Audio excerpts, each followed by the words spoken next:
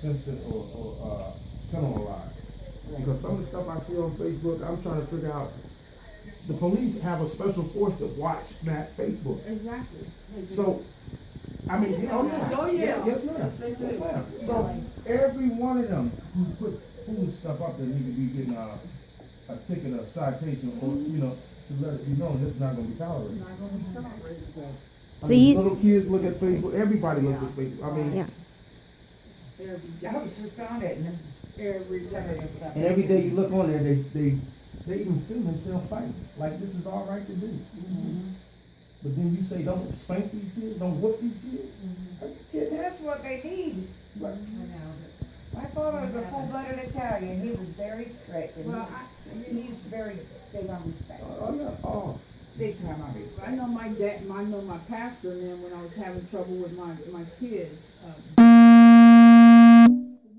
they're behind, and if you go to jail, we'll get you out. But when that time is, because I already been in jail, I didn't want to go back. Right.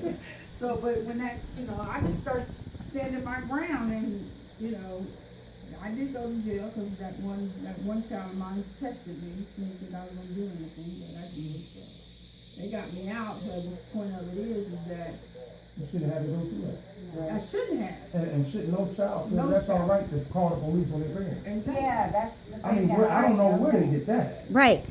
Exactly. They've seen it on They've TV. seen it, the They've people heard in it from other school. kids. Yeah, but the police influence them that it's all right to do something like that. Because they ain't gonna do nothing to them. They just gonna come out here and talk to them, and then they're gonna leave. It's take control because if you can't control your house.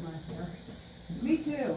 I didn't mean to No, interrupt. you're right. But I did have healthy fear because I knew if I did something that I was going to have Some kind of consequences. They don't have no consequences these days. That's a huge issue. I have parents writing me in Facebook left and right going, we can't even reprimand our kids. The police will arrest us. I think part of it is the parents don't say and do what they Gotta say label they the do. new They're thing. saying, okay, just don't let it happen again.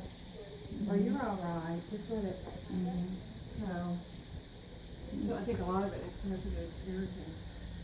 Well, you got kids raising kids. Yeah, right. Kids raising babies. Right. They don't know what is right from wrong. And then they come out here and they get these babies. You got these 12 and 13-year-old kids getting pregnant, and they're trying to raise their baby, Right. and they're only babies themselves. So, because the mother evidently is not stepping up into the Right, into the The situation. grandmothers now is 34, 35. Exactly. Exactly. 34, 35. My daughter is 39, and she has two grandbabies already. Yeah, three great grandbabies, because my granddaughter had 2 children. They're my great babies, so she's got 3 grandbabies. See, what I'm gonna do is, I came home and I was in a state of shock. I was doing it for 20 years, so to come home and see this, I was like, man, something's not right here. They lost that parenting. They lost that parenting. Parents were afraid to speak up about what's right or wrong, to discipline their children, and then the children turn around and turn on them, and then they have a sense of fear.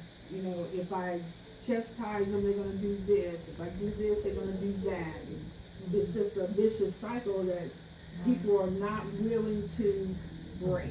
Some children, I see are controlling their household, putting their hands on their mother. Yep.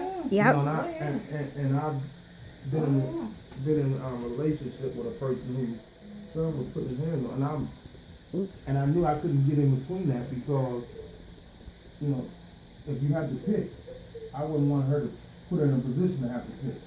But I couldn't sit and watch a son be abusive, whether it be physical or mental, to their mother and my brother. So I had to get away from that. But I mean, there's so much going on now, man.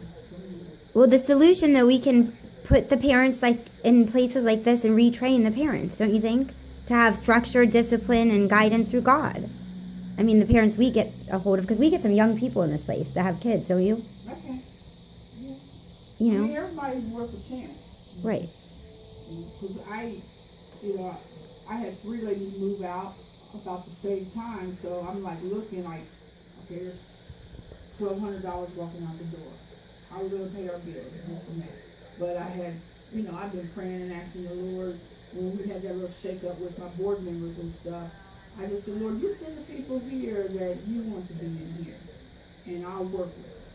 And that's what He's done for the last 3 women that's come in, because they have income, but they may have already blown it, or they just got started on a job or whatever. So I let them come in and I work with them, and they pay me so much a month to get so much a week or every 2 weeks to get caught up, because they need a place to stay.